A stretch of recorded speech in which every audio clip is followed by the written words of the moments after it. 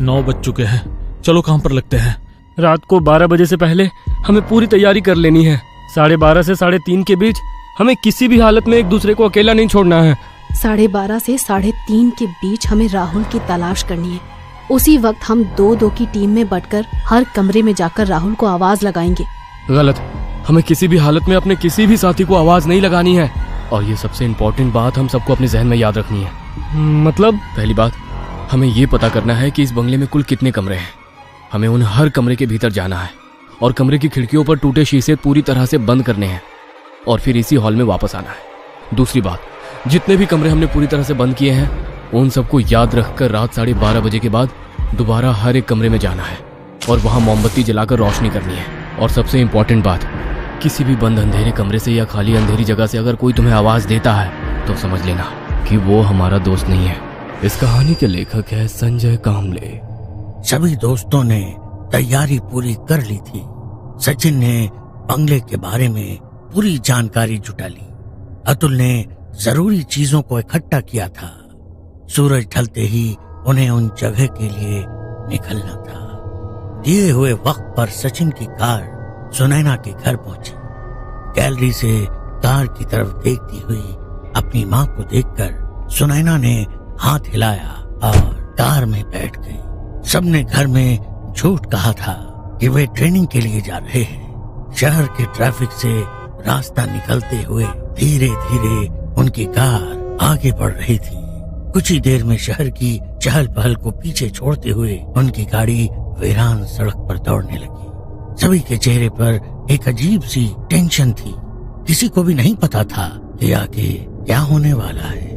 रात के घने अंधेरे के बीच जंगल के उस सुनसान रास्ते पर उनकी कार धीरे धीरे आगे बढ़ रही थी।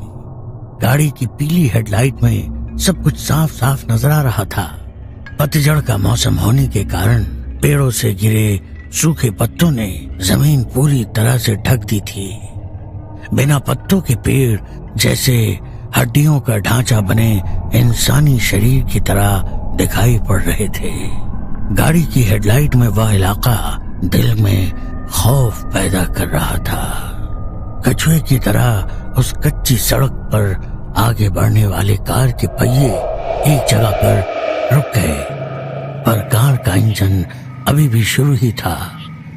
रात के वीराने में कार के इंजन की आवाज जंगल के सन्नाटे में कुछ ज्यादा ही शोर कर रही थी।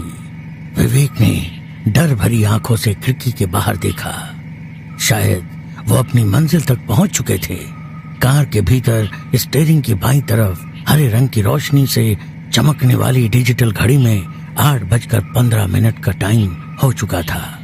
उस कार के अंदर अभी एकदम चुपचाप बैठे थे। कोई भी किसी के साथ बात नहीं कर रहा था। गाड़ी का इंजन अभी भी वाइब्रेट कर रहा था। गाड़ी में बैठे हर एक को अपने दिल की तेज हुई धड़कन के साथ सांसों की आवाज महसूस होने लगी। हमेशा शहर के चहल पहल में बेइंतहा मस्ती करने वाले उन दोस्तों ने अपनी पूरी जिंदगी में कभी भी इतना खौफनाक सन्नाटा महसूस नहीं किया था। कार के अंदर बैठे ही बंद दरवाजों पर लगी कांच की खिड़की में से हर कोई बाहर फैले काले अंधेरे को देख रहा था। कुछ देर तक वो सन्नाटा कायम रहा। सुनैना, विवेक, अतुल, क्या तुम लोग सचमुच तैयार हो? तो क्या अब तक ये मजाक चल रहा था? तीर कमान से निकल चुका है भाई। देखो वहाँ क्या होगा, हम राहुल को ढूंढ पाएंगे या हमारे साथ भी कुछ वैसा ही होगा, पता नहीं। मैं इसलिए पूछ रहा हूँ क्योंकि यहाँ आने का फैसला हमने दिन के उजाले में किया था। विवेक के डरे सहमे चेहरे की ओर देखते हुए अतुल बोला, देख विवेक, अगर तुझे डर लग रहा है तो तू मत आ। विवेक का दिल अभी भी घबरा रहा था, जाए या ना जाए। पर सुनैना, सचिन, अतुल आज रात उसी पुराने बंगले में रात के वक्त अपने दोस्त राहुल को ढूंढने की ठान चुके थे। चारों ओर फैली घनी झाड़ियों के बीच में से जाता एक कच्चा रास्ता और कुछ ही दूर पर वो भूतिया बंगला। काफी पुराना होने की वजह से बंगले के अंदर लाइट की कोई सुविधा नहीं थी, इसीलिए हर एक ने अपने साथ 2 लाइटर और एक माचिस की डिबिया रखी थी। एक बक्सा जिसमें 4 टॉर्च और कई दर्जन मोमबत्तियां थी। सब गाड़ी से उतरे और एक दूसरे की तरफ देखते हुए कच्ची सड़क पर बंगले की ओर चलने लगे। आज शायद अमावस की रात थी।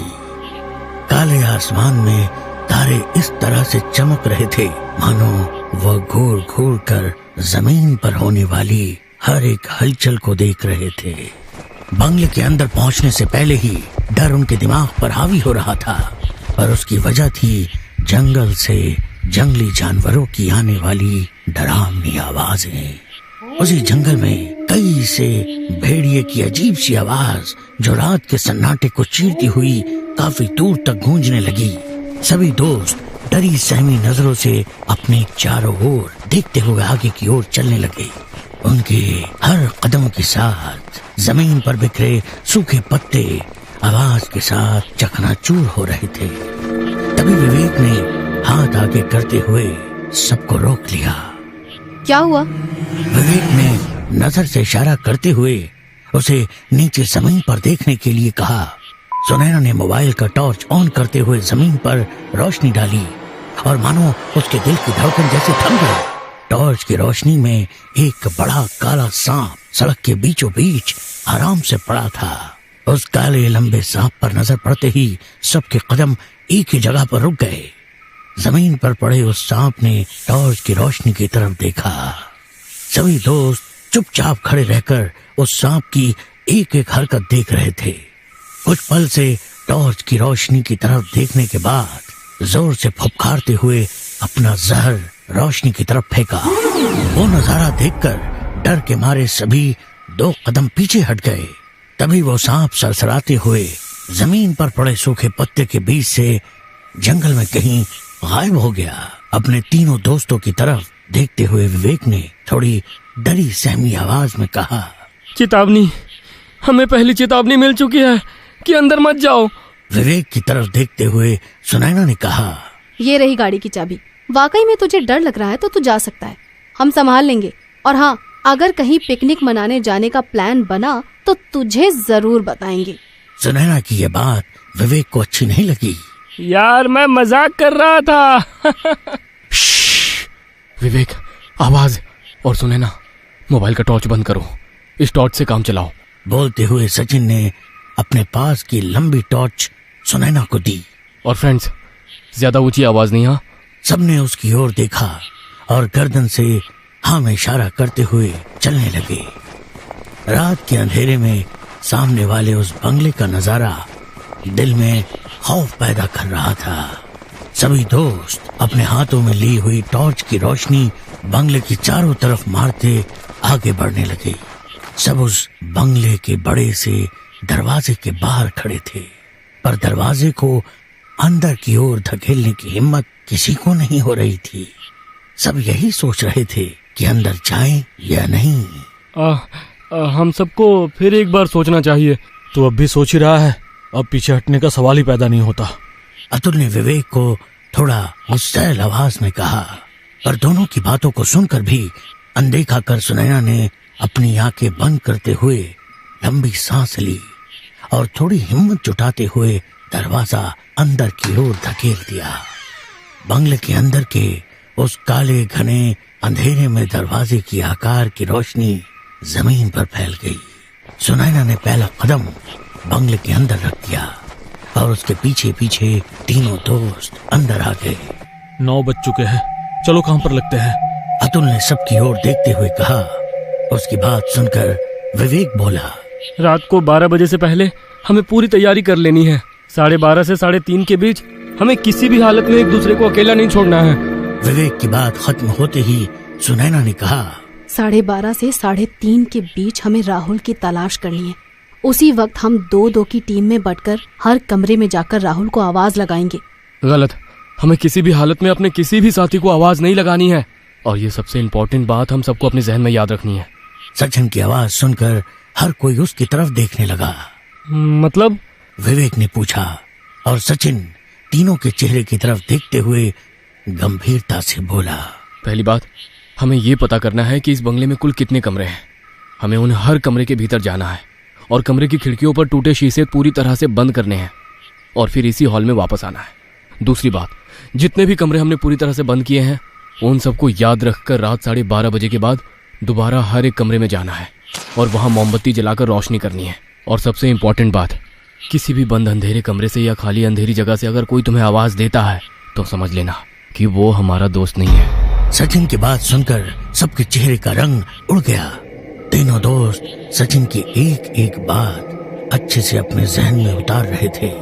सबके रंग उड़े। चेहरे की ओर देखते हुए सचिन फिर बोलने लगा। जिस भी कमरे के अंदर तुम मोमबत्ती जलाने जा रहे हो, सबसे पहले उस कमरे के दरवाजे के बाहर से खड़े होकर तुम्हें इस बात को कंफर्म करना है कि भीतर से कोई आवाज या आहट महसूस नहीं हो रही। अगर कमरे के अंदर से कुछ अजीब सी आवाज आती है तो हमें उस कमरे को छोड़ देना है। मतलब ये कि हमें जिस भी कमरे के भीतर जाना है, सबसे पहले कमरे के भीतर से कोई आहट या किसी तरह की आवाज ना आ रही हो, इसका जायजा लेना है। बिल्कुल सही।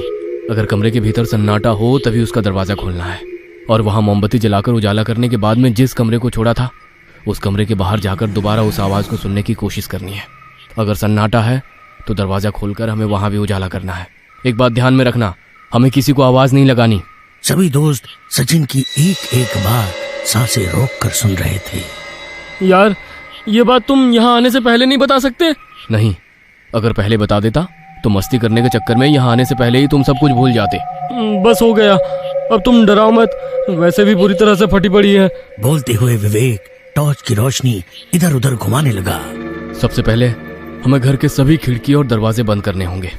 जिन खिड़कियों के शीशे टूटे हुए हैं वहां पर कागज या ऐसे ही किसी चीज का इस्तेमाल करके बंद करना होगा जिसकी वजह से अंदर की रोशनी बाहर ना जा सके या बाहर का अंधकार नजर ना आए।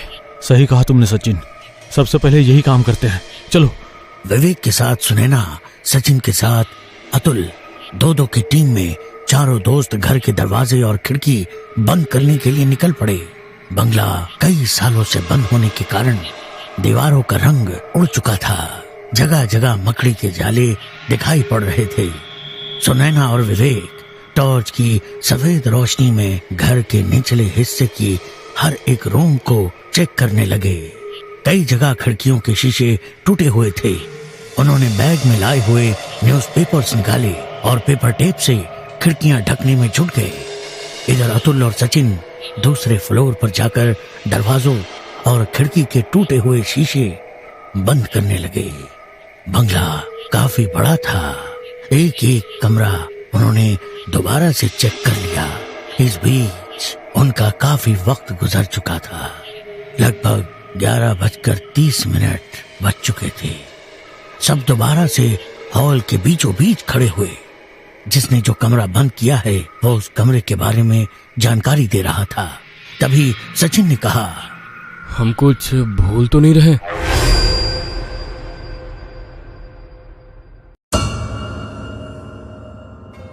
ये कहानी आपको अच्छी लगी हो तो हमें सब्सक्राइब करें, हमारा इंस्टाग्राम और फेसबुक पेज जरूर फॉलो करें। और हाँ दोस्तों, सब्सक्राइब करना भूलना मत।